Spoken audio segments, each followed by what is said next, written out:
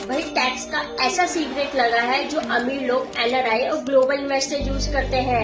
ये करोड़ों रुपए कमाते हैं इंडिया के म्यूचुअल फंड से और गवर्नमेंट को एक भी टैक्स नहीं देते हैं।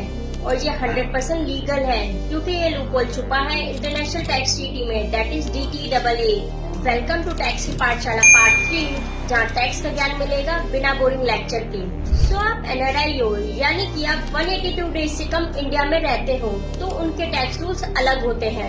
एनआरआई पर इंडिया के म्यूचुअल फंड की कैपिटल गेन पर टैक्स लगता है, लेकिन उस चीज को अवॉइड करने के लिए एक लीगल शॉर्टकट है, दैट इज DTAA, जिसका मतलब ये होता है कि आपको दोनों कंट्रीज में टैक्स नहीं देना होता है। या तो आपको इंडिया में टैक्स 0 देना होता है, या अगर आपने इंडिया में टैक्स दिया है तो वो फॉरेन कंट्री के टैक्स के साथ एडजस्ट हो जाता है।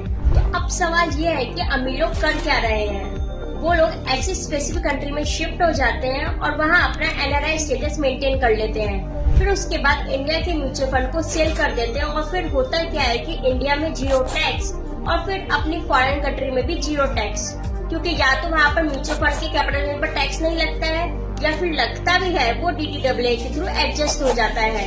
वांट टू नो कि कौन कौन सी कंट्रीज में ये ट्रिक काम करते हैं? कमेंट पढ़ो, वहाँ सब कुछ ब्रेकडाउन में दिया गया है। ऐसे ही स्मार्ट टैक्स हैक्स के लिए फॉलो करो टैक्स की पाठशाला सीरीज।